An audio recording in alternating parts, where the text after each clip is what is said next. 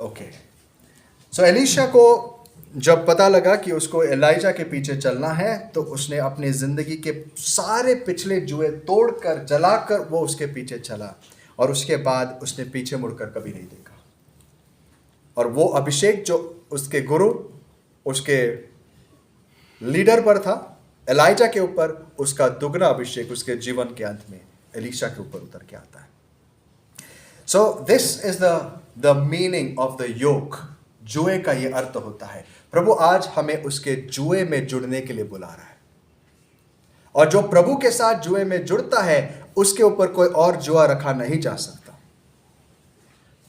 There was a law in the Old Testament. गधे और बैल को एक जुए में मत जोड़ना। अब हमें पुराने नियम के कई लॉज समझ में नहीं आते थे, अजीब से प्रभु ने ऐसे क्यों लॉज लिखे। ये सारे चिन्हात्मक थे, इनके पीछे एक मैसेज था जो न्यू टेस्टामेंट में हमें समझ में आता है। 2 कोरिन्थियंस चैप्टर 6 में प्रभु हमसे ये कहता है, द फुलफिलमेंट, इस चिन्ह का, इस परछाई की असलियत प्रभु दिखाता है। एक विश्वासी और अविश्वासी एक समान जुए में नहीं जुड़ सकते। You cannot be unequally yoked with an unbeliever. Unequally क्या है? एक बैल है, एक गधा है, दोनों के ऊपर जुआ नहीं रखा जा सकता। और ऐसे ही हम दुनिया के साथ और हमारे साथ, हम एक साथ एक जुए में नहीं जुड़ सकते। हमें अपने रिश्ते, हमारे एसोसिएशंस, पार्टनरशिप्स, इस सब के विषय बहुत गहराई से सोचना है, हम किसके साथ कितने क्लोज है, क्योंकि जितना हम उनके साथ जुड़ेंगे उतना प्रभु के साथ नहीं जुड़ सकते। लेकिन उसी कॉन्टेक्स्ट में प्रभु जब हमें अपने जुए में लाना चाहता है, वो पहले हमें उसके जैसे बनाना शुरू कर देता है। मुझसे सीखो, मैं नम्र हूँ, तो मेरे साथ चलते चलते मेरे जैसे बन जाओगे। I am calling you to partnership. प्रभु का रास्ता क्या है पता है? डिक्टेटरशिप नहीं, पार्टनरशिप। प्रभु हमारे जिंदगी में कभी भी वन वे लीडरशिप नहीं करता। वो कभी भी यूनिलैटरली हमारे जीवन में काम नहीं करता। वो अकेला सब कुछ करेगा या हमें कुछ करना पड़ेगा, हम दोनों को साथ में काम करना पड़ेगा, तब हमारे जिंदगी में बातें सफल होती हैं। आज सुबह हम पौलुस के जीवन के विषय बात करते समय हमने एक चीज पर जोर दिया, वो है प्रार्थना। और मैंने सुबह बताया था, इट्स वर्थ रिपीटिंग। जिंदगी में एक विश्वासी के लिए प्रार्थना कितनी जरूर होती है, इस बात को समझ लेना। मैंने एग्जाम्पल दिया था एलाइजा का। एलाइजा को प्रभु ने क्या कहा था? 1 किंग्स चैप्टर 18 में पहले वचन में क्या कहा था प्रभु ने? हाँ, जाके अहाब को बता कि अब तू तैयार हो जा, अब बारिश होने वाली है। ये किसने कहा था? प्रभु ने एलाइजा को कहा था, अहाब को जाके बता बारिश होने वाली है। एलाइजा जाता है, अहाब को बुलाता है, उसके नबियों को बुलाता है और कहता है बारिश होने वाली, लेकिन उसके पहले एक एनकाउंटर होना जरूरी है। हम सब उसके बारे में जानते हैं। 400 नबी बाल के और एलाइजा अकेला यहोवा का नबी।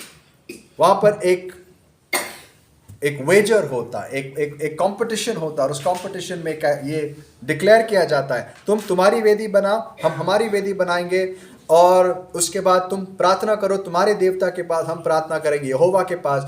जो परमेश्वर अग्नि से आवाज देगा या उत्तर देगा, वही सच्चा परमेश्वर। हम सब जानते कहानी कैसे खत्म होती है। बाल के सारे नबी दिन भर चिल्लाते हैं, क्या कुछ करते हैं, अपने आप को मारते हैं, घायल करते हैं, और अंत में कुछ नहीं होता, अधमरे वैसे पड़ जाते हैं। उसके बाद एलाइजा खड़ा होता है और एक छोटी सी प्रार्थना करता है, कहता है प्रभु आज तो इज़राइल को ये जानने देना कि यह सब मैंने तेरे कहने पर किया है और मैं तेरा दास हूँ। इतना कहते ही आसमान से अग्नि आती है, उस पूरे बलिदान को भस्म करती है, लकड़ियों को जला देती है, पत्थरों को जला देती है। उसने उसके ऊपर पानी डाला था, वो पानी सुखाकर जला देता, सब कुछ खत्म। और इज़राइल सारे चिल्लाते पुकारते कहते यहोवा इज गॉड, यहोवा is God. What's that? Okay, यहोवा परमेश्वर है। लेकिन उसके बाद एक इंटरेस्टिंग चीज होती है। पहले परमेश्वर ने अहाब को क्या कहा था, या एलाइजा को क्या कहा था? अहाब को क्या बता? बारिश होगी। अहाब को जाके बता बारिश होगी। अब अगर आप ऐसे सोचो तो आइडियली परमेश्वर ने कहा तो होना चाहिए, क्या नहीं? If God said it, it will happen.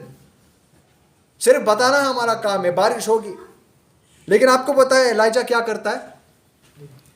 आपको कहता है तैयार हो जा, बारिश होने वाली है। और उसके बाद क्या करता है? कारमेल पर्वत पे जाता है और प्रार्थना करने लगता है डेस्परेटली। कैसे प्रार्थना करता है? घुटनों पर जाता है, सर घुटनों के बीच में जाता है। आज वो पोस्चर हम सबके लिए, ऑलमोस्ट हम सबके लिए इम्पॉसिबल है, घुटनों पर जाने का और मुंडी घुटनों के बीच में। आज के लोगों के लिए असंभव है ऐसा पोस्चर।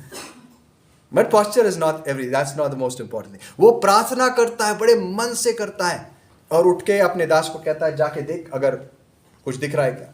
तो दास जाता है और वेस्ट साइड पे मेडिटेरेनियन सी है जहां से वो बारिश अक्सर होती है। तो देखता है बारिश, समुंदर के ऊपर कुछ दिख रहा है क्या? कुछ भी नहीं दिखता।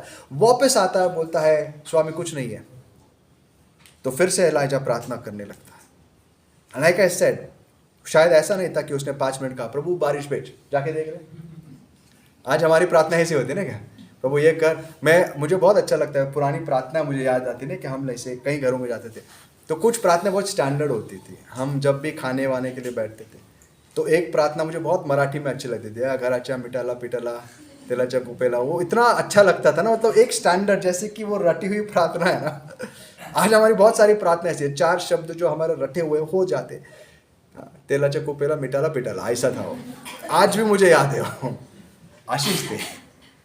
और ऐसी प्रार्थना करके हम खत्म हो जाते हैं। एलाइजा की प्रार्थना ऐसी नहीं थी। जेम्स चैप्टर 5 वर्स 17 हमें बताता है कैसी प्रार्थना की उसने। हाँ पढ़ो, लेट्स रीड इट अगेन सबके लिए। हाँ, याकूब 5:17 में। एलिया भी तो हमारे समान दुख सुख भोगी मनुष्य था, और उसने गिड़गिड़ाकर प्रार्थना की।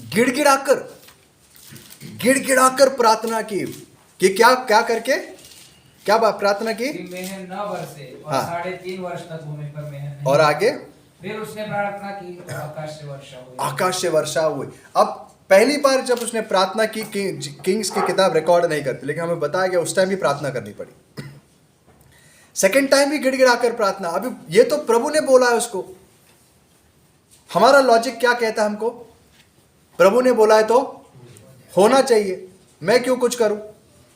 आज सुबह मैं कह रहा था, प्रभु ने प्रॉमिस किया है, उस जेलर को पॉल ने प्रॉमिस किया, अगर तू विश्वास करे तो तू और तेरा घराना उद्धार पाएगा। प्रभु ने कहा तो होना चाहिए, ऐसा नहीं होता। होगा जरूर अगर तू भी कुछ करे। प्रभु हमें पार्टनरशिप में बुलाता है। एलाइजा वहां पर गिड़गिड़ाकर प्रार्थना करता है, एक बार नहीं 2 बार है। दूसरी बार कहा जाके देख, लगभग शायद मेरे अनुमान से उसने 10, 15, 20 मिनट तक प्रार्थना की होगी। फिर कहा होगा जाके देख, कुछ नहीं। फिर से सर झुकाया, फिर से प्रार्थना करने लगा, फिर से प्रभु से मांगने लगा, प्रभु तूने वायदा किया, होने देना प्लीज, होने देना। प्रार्थना करके फिर से पूछा, दास जाके देख, कुछ नहीं है। तीसरी बार उसने की। ऐसे कितनी बार प्रार्थना की उसने? 7वीं बार। Doesn't make sense. हमारे लिए क्या मतलब बना? कई बार प्रभु की चीजें मतलब से नहीं समझी जाती, विश्वास से समझी जाती है। प्रभु ने यही चीज लूक 18 में हमें समझाई। मैं चाहता हूं कि तुम प्रार्थना करो और निराश न हो। इसके लिए उसने एक दृष्टांत बताया। किसका? एक विधवा का, बूढ़ी विधवा। वो एक जज के पास बार बार जाती है और वो कहता है कि अगर ऐसे एक दुष्ट बुरा जज अगर ये कर सकता है, क्या तुम्हारा पिता तुम्हारे लिए अच्छी चीजें नहीं देगा? जरूर देगा, मांगो। ऑल्दो प्रभु ने प्रॉमिस किया था, वो 7 बार जाता है और 7वीं बार जब वो छोटा सा क्लाउड देखता है, वापस आके कहता है, माय लॉर्ड, गुरुजी मैंने एक छोटा सा बादल देखा है। वो कहता है काफी है, चल अब तैयार हो जा। और कुछ ही मिनटों में वो छोटा सा बादल तूफान में बदल जाता है। बट उसके पहले कितनी प्रार्थना हुई? 7 बार। किसके बावजूद? परमेश्वर के कहने के बावजूद। There are many promises of God in the Bible. परमेश्वर के बहुत सारे प्रोमिसेस है बाइबल में, लेकिन कोई भी प्रॉमिस हाथ पे हाथ धरे बैठकर नहीं मिलता। उन प्रोमिसेस को मटीरियलाइज करने के लिए हमें भी कुछ जिम्मेदारियां दी गई है। क्या प्रभु चाहता है आप पाप पर जय पाओ या नहीं पाओ? Is it God's will? सुबह मैंने यही चीज मैं दोहराता हूं बिकॉज इट्स इंपॉर्टेंट। प्रभु ने क्या कहा? तुम्हें पाप पर जय पाना होगा। लेकिन उसने अपने शिष्यों को क्या कहा? उस रात, जिस रात उसको पकड़वाया गया, उसने कहा सचेत रहो, यहां पर मेरे साथ रहो, प्रार्थना करो कि तुम परीक्षा में ना पड़ो। हम परीक्षा में क्यों पढ़ते हैं, हम क्यों फेल होते हैं? क्योंकि हम प्रार्थना ही नहीं करते। और फिर कहते हैं प्रभु तूने होने क्यों दिया, वो होने क्यों दिया, मैं क्यों गिरा?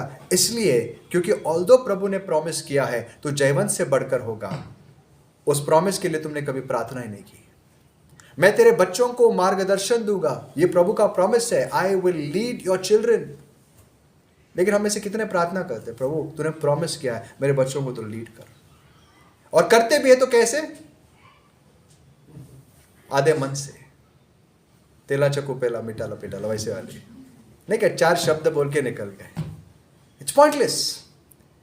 How many of us are desperate कि हम नहीं प्रभु ये चीज मेरे जिंदगी में होने देना, वी टेक दैट सीरियसली। इसी प्रकार से अनेक प्रॉमिसेस है हमारे पास। मैं मेरे आत्मा का वर्षाव हर एक पर करूंगा, लेकिन वही यीशु ने कहा अगर तुम मांगोगे तो तुम्हारा पिता तुम्हें पवित्र आत्मा नहीं देगा। तो पवित्र आत्मा के लिए भी हमें क्या करना है? मांगना है। यहां पर हम देखते हैं इस पार्टनरशिप में प्रभु हर चीज में ना, ये एक टाइप का पार्टनरशिप हम देखते हैं prayer, but there is another type of partnership. एक एग्जांपल देता हूं। जिस बाइबल को आपने हाथ में पकड़ा हुआ है, जिसको आप पढ़ते हो, उस बाइबल को लिखा कैसे गया मुझे बताइए? प्रेरणा से। लेकिन आप देखो यहां पर 2 चीजें इंपॉर्टेंट है, एक मनुष्य का कार्य और एक आत्मा की प्रेरणा। ऐसा नहीं था कि स्वर्ग से पेन आया और हवा में लिखने लगा। ऐसा भी नहीं था कि ये जो लोग बैठे हुए थे अचानक से अपना आपा खो देते हैं, हाथ चलने लगता है और हाथ निकलने लगता है, उनको पता नहीं, और उठने के बाद देखते मैंने क्या कर दिया, अरे क्या लिखा है मैंने, अमेजिंग यार। ऐसा नहीं था। ये जो लोग लिख रहे थे वो अपनी बुद्धि लगाकर लिख रहे थे। पॉल जब कोरिन्थी करास को लिखता है वो ये नहीं कहता है, वो ऐसा नहीं ट्रांस में नहीं गया। वो कुछ टाइम थे जब वो ट्रांसेस में गए, दृष्टांतों में जाते थे, कुछ भाग शास्त्र के जहां पर उन्होंने दृष्टांत देखा और लिखा, लेकिन ज्यादातर भाग कैसे है, वो रिस्पॉन्ड कर रहे थे। न्यू टेस्टामेंट ऐसा ही लिखा गया, अरे यहाँ पर प्रॉब्लम है, कलीसिया में प्रॉब्लम्स हो रहे हैं, तो पॉल वहां पर सोचता है चलो एक लेटर लिखते हैं। शायद उसने प्रभु से प्रार्थना की हो, प्रभु मैं लिखता हूँ, मुझे अनुग्रह दे, और वो लिखना शुरू कर देता है। और जब वो लिखता है उसको प्रेरणा कहां से मिलने लगती है? वचनों से, पवित्र आत्मा से, और वही हमारे लिए आज वचन बन गए। ऐसा नहीं था कि ऑटोमेटिक हुआ। आज प्रभु हमसे भी ऐसा ही करता है। आपको पता है पीटर क्या कहता है? जो वचन की सेवा करता है, जो वचन की सेवा करता है, वो ऐसे बात करे जैसे वो प्रभु के वचन बोलने पर है। Let him who speak as he would the oracles of God, जैसे वो परमेश्वर के वचन बोल रहा है विश्वास से। प्रभु कहता है तू मुंह खोल और मैं तुझे भर दूंगा, तुझे शब्द दूंगा। अगर मैं कहूं नहीं खोलूंगा प्रभु, तू मेरा मुंह खोल के बात कर, होगा? नहीं होगा। सो इट्स अ पार्टनरशिप। इस जुए में जब हम जुड़ते हैं, प्रभु चाहता है कि हम भी एक कदम ले, और वो जब कदम लेता है हम उसके पीछे पीछे चले। So it's a partnership. There is a human and divine role. इस पूरे जिंदगी में, हमारे इस जीवन में 2 कर्तव्य है, एक परमेश्वर का, एक हमारा। जो हमसे बन पड़ता है वो हमें करना है, जो हमसे नहीं बन पड़ता वो कौन करता है? परमेश्वर करता है। अक्सर हम इस उदाहरण को देखते हैं, और सबसे उत्तम उदाहरण है जब लाजरस को जलाना था, तो प्रभु ने मरियम और मार्था को एक काम दिया। पहले क्या करो? पत्थर हटाओ। क्योंकि यह काम मनुष्य से हो सकता था, एटलीस्ट वो हम कर सकते हैं क्या? नहीं, मुश्किल है थोड़ा सा 2 स्त्रियों के लिए, लेकिन तुम दिमाग लड़ाओ, अगर अपनी इच्छा दिखाओ, नहीं होता तो साथियों को बुलाओ, लेकिन साथ में पत्थर हटाओ। अगर मार्था और मरियम काम नहीं करते थे, क्या यीशु मसीह उसके बिना भी लाजरस को जिंदा कर सकता था? हाँ या नहीं? बिल्कुल। जो परमेश्वर मुर्दे को जिंदा कर सकता है, क्या एक पत्थर नहीं हटा सकता? बिल्कुल हटा सकता है। लेकिन जो जिम्मेदारी हमें दी गई वो हमें ही करनी है। अगर मार्था कहती नहीं प्रभु रहने दो, छोड़ दो, मेरा यह विश्वास है वो उस दिन चमत्कार नहीं देख पाती, वो नहीं देख पाती। She would not see the glory of God. तो उसने जब विश्वास किया और कहा ठीक है प्रभु आप कहते हैं तो हम करेंगे, उसने पत्थर हटा दिया। तब प्रभु लाजर को कहता लाजर बाहर निकल, और मुर्दा जिंदा होता। यह मनुष्य से नहीं हो सकता है। जो हमसे असंभव है, हमारे लिए असंभव है, वो परमेश्वर के लिए संभव है। वो अपना काम करेगा जब हम अपना काम करते हैं। हमें जिम्मेदारियां दी गई है। जब पतरस को यह कहा गया पतरस चल तो समुद्र के बीच में जा और अपने जाल को फेंक, पतरस ने पहले कहा प्रभु हम पूरी रात कोशिश कर चुके, कुछ नहीं मिला, लेकिन तू कहता है इसके लिए मैं करूंगा। अगर वो नहीं करता उस दिन उसने कभी जिंदगी में वो चमत्कार देखा नहीं होता जो उस दिन उसने अनुभव किया। So this is the partnership. प्रभु हमें बुलाता है एक पार्टनरशिप में। इसके लिए बाइबल हमें कहती है अगर तुम आत्मा में जिलाए गए हो, तुम्हें अगर नया हृदय मिल चुका है, तुम्हारे विचार नहीं हो चुके, तो उस आत्मा के साथ चलना सीखो। Walk in the spirit. क्या करो? आत्मा में चलो, तब तुम देह की वासनाओं के ऊपर जय पाओगे। गलीशियंस चैप्टर 5 वर्स 18 पढ़िए भाई। गलती करास 5:18। और यदि तुम आत्मा के चलाए चलते हो तो व्यवस्था के अधीन न रहे, शरीर के काम तो प्रकट है। और उसके पहले 16 पढ़िए एक बार। पर मैं कहता हूँ आत्मा के अनुसार चलो तो तुम शरीर की लालसा किसी रीति आत्मा के अनुसार चलो तो तुम शरीर की लालसा किसी रीति से पूरी नहीं करोगे। Walk in the spirit. आत्मा के चलाए चलो। इसका मतलब क्या है? There is something we are called to do. उसी चैप्टर 6 गलीशियंस चैप्टर 6 वर्स 8 में हम पढ़ेंगे। 7 से पढ़िए। 7। धोखा न खाओ, परमेश्वर ठट्टों में नहीं उड़ाया जाता, क्योंकि मनुष्य जो कुछ बोता है वही काटेगा। क्योंकि जो अपने शरीर के लिए बोता है वह शरीर के द्वारा विनाश की कटनी काटेगा, और जो आत्मा के लिए बोता है वह आत्मा के द्वारा अनंत जीवन की कटनी काटेगा। तो यहाँ पर वो लॉ आज भी इन यूज है, आज भी इन इफेक्ट है कि जो बोएगा, जो तुम बोते हो वही काटोगे। अगर हम शरीर में ही बोते हैं, हमारा ज्यादातर समय दिन में शरीर की कामों में लगा हुआ है। We are only sowing to the flesh कि मैं मेरे देह को कितना ज़्यादा संतुष्ट करूं, मैं मेरी ज़बान के लिए क्या करूं, खाना बेहतर चाहिए, मेरे सुख विलास के लिए मुझे और कुछ करना है, मुझे और थोड़ी सी कंफर्टेबल ज़िंदगी चाहिए, मुझे इस दुनिया में और थोड़ा प्रॉस्पर करना है। दिन रात मैं इसी को बोता हूँ। मेरा सारा समय इसमें जा रहा है, मेरा सारा पैसा इसमें जा रहा है, मेरे सारे विचार इसमें जा रहा है। I am sowing to what? मैं किसके लिए बो रहा हूँ? मेरे शरीर के लिए। तो शरीर के लिए बोओगे तो क्या काटोगे? जो शरीर के लिए बोता है वो क्या काटता है? विनाश और मृत्यु। जो आत्मा के लिए बोता है, आत्मा में बोना मतलब क्या? हम आत्मा के साथ क्या क्या करते हैं? क्या हम आत्मा में प्रार्थना करते हैं? Do we partner with the Holy Spirit to pray? क्या हम प्रार्थना के लिए समय निकालते हैं? क्या हम वचनों के लिए समय निकालते हैं? क्या हम सेवकाई के लिए समय निकालते हैं? क्या हमारा पैसा, हमारे विचार, हमारा श्रम, हमारा समय इन चीज़ों के लिए इस्तेमाल किया जा रहा है, या सिर्फ अपनी वासनाओं के लिए, अपने काम के लिए, अपने शरीर के लिए हो रहा है? It depends on what you so.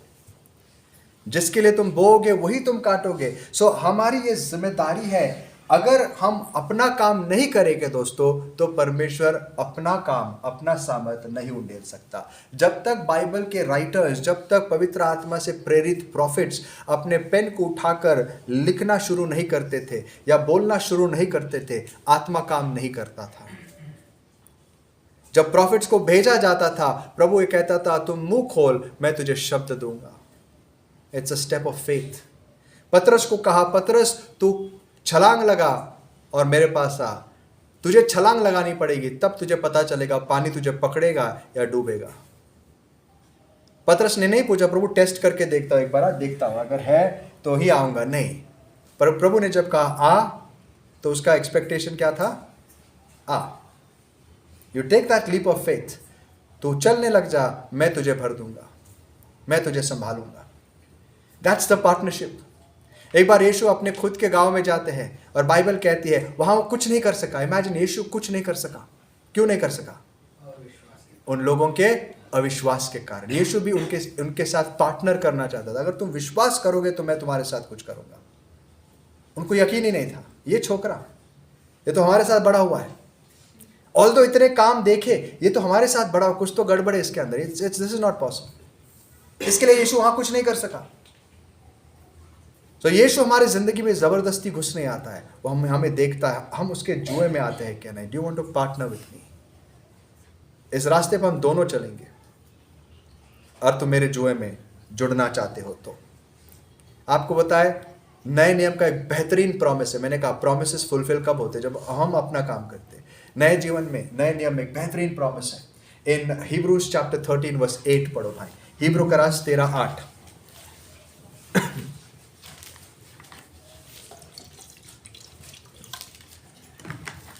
यीशु मसीह कल और आज और युगानुयुग एक सा है। और आगे पढ़ना। नाना प्रकार के और उपदेशों से न भरमाए। क्षमा करना, 13 क्या नाम बने कहा? It's the other way around, 8। मैं हमेशा उल्टा कह देता। हिब्रूज 8 और इसका 11 से पढ़ो भाई।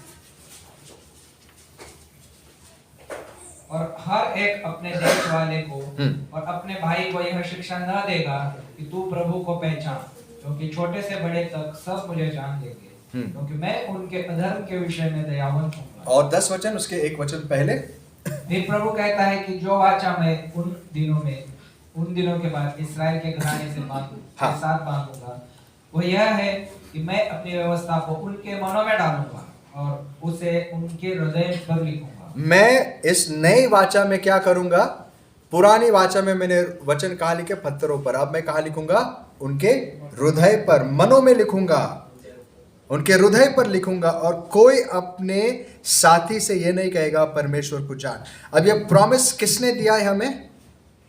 परमेश्वर ने। क्या कहा? कि मैं मेरे वचन को उनके हृदय पर लिखूंगा।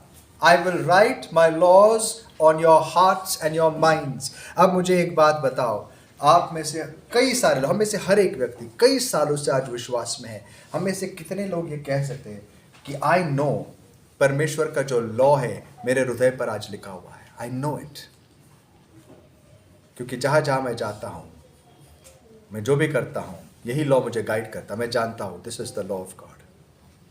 आई टेल यू मेनी पीपल, आज बहुत सारे लोग इस बात से मैं कहूंगा फेमिलियर नहीं है। कई सारी चीजें ऐसे हैं जो हम करते हैं, हमें याद भी नहीं होता कुछ गलत कर रहे हैं।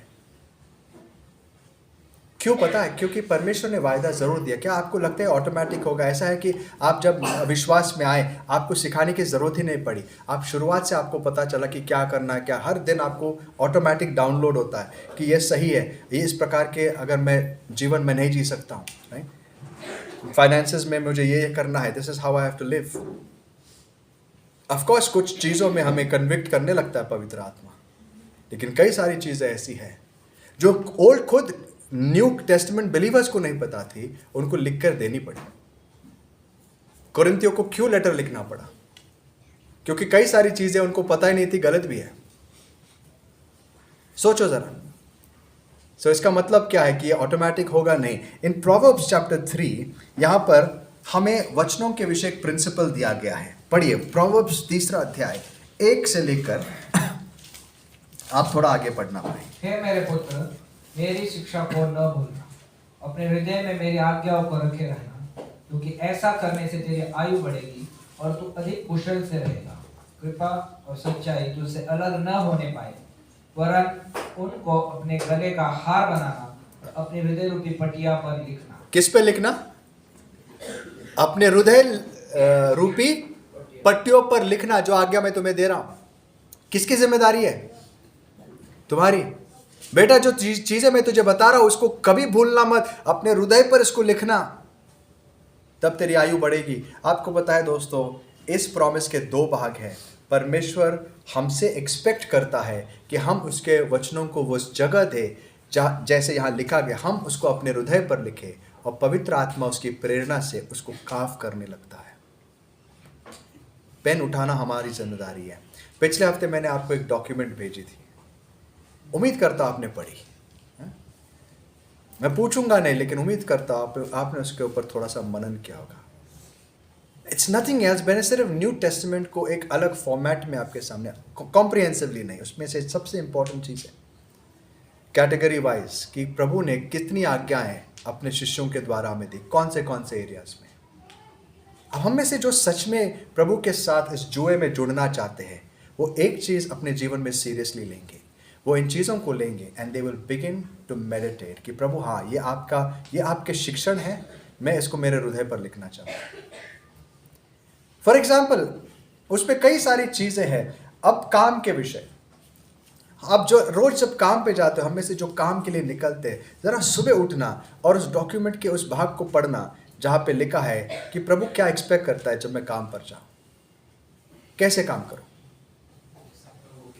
जैसे प्रभु के लिए कर रहे हो, पूरे मन से करो, कामचोरी मत करो, अपने बॉसेस के अधीन रहो, उल्टा मत बोलो। Do you even meditate on that? जबान के विषय प्रभु ने कई सारी चीजें हमारे लिए लिखी है।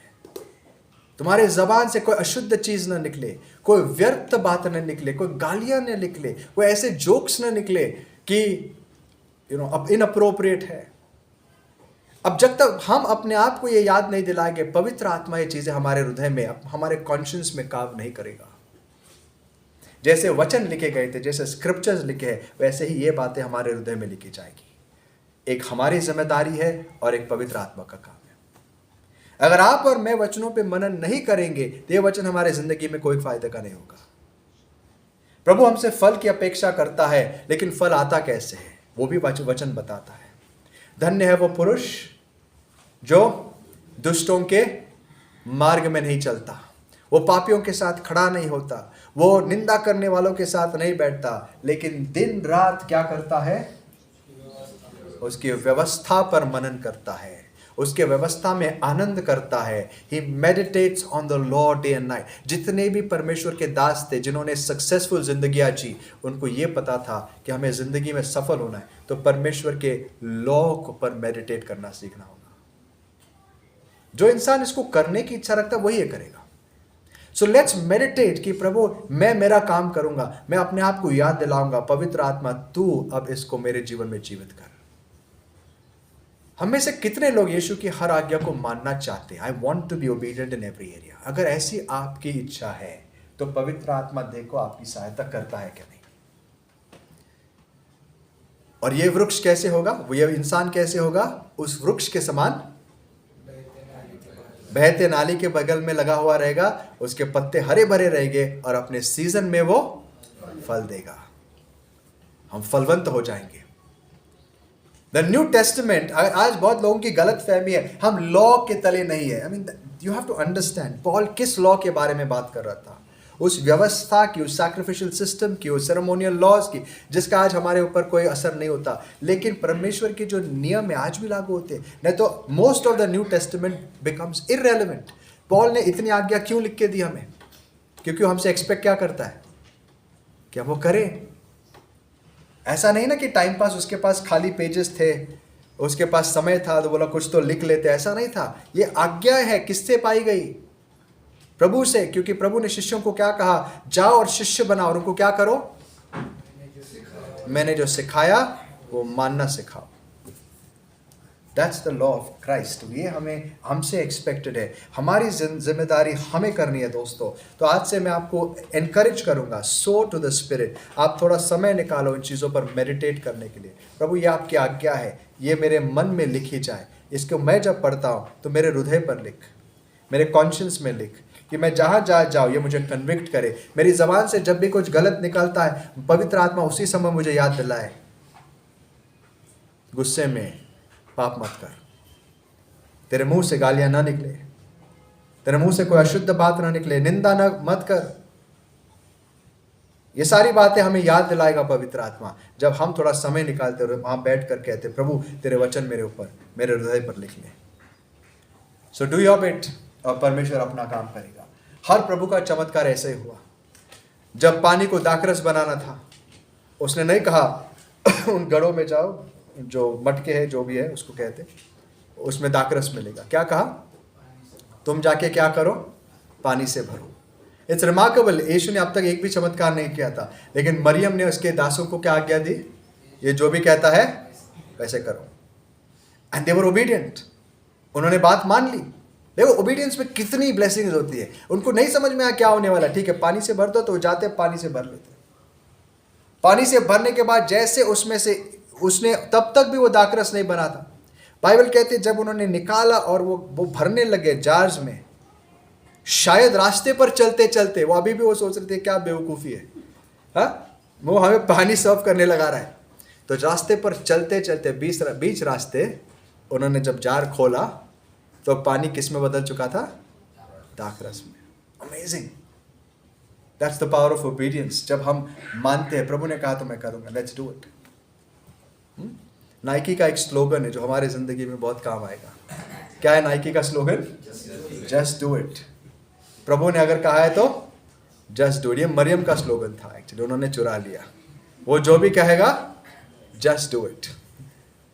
और यही हमारे जिंदगी का सीक्रेट ऑफ सक्सेस बन जाएगा। Ask God to help you. प्रभु मैं चाहता हूं कि मैं हर चीज में सफल हो, लेकिन तेरी आज्ञाओं को मेरे हृदय में लिख और मैं भी उसके लिए प्रयास करूं। हम समय निकालेंगे प्रार्थना के लिए, मनन के लिए, चीजों के लिए, और पवित्र आत्मा हमारी सहायता करे। So God calls us to partnership. उसके जुए को अपने ऊपर ले लो, और जैसे वो चलता है हम उसके साथ चलना सीखें। वो हम पर दबाव नहीं डालता, हम पर he is not here to burden us, he is here to help us. वो हमारे साथ चलने के लिए आया है, हमारे ऊपर बैठकर हम पर दबाव डालने के लिए नहीं। क्योंकि हमसे नहीं हो पाता तब वो वहाँ पर उस वजन को उठाने के लिए सहायता करता है। लेकिन वो कहता है तुम मांग के तो देखो, मेरे साथ चलो, जब तुमसे नहीं होता प्रार्थना करो, वो तो कर सकते हो, और देखो मैं तुम्हें सहायता करूँगा या नहीं। आइए इसके ऊपर थोड़ा सोचते हैं, मनन करते हैं। लेट्स बाउ आवर हेड्स, हमारे सरों को झुकाएंगे और प्रार्थना करेंगे कि खुदावन आज मैं चाहता हूँ कि मैं तेरे जुए में जुड़ जाऊँ, मैं तेरे इस जुए को अपने ऊपर ले लूँ, तेरे शिक्षण को मैं समझ जाऊँ और मेरे हृदय पर ये बातें लिखी जाए। मुझे आज अनुग्रह दे। आइए दुआ करते हैं।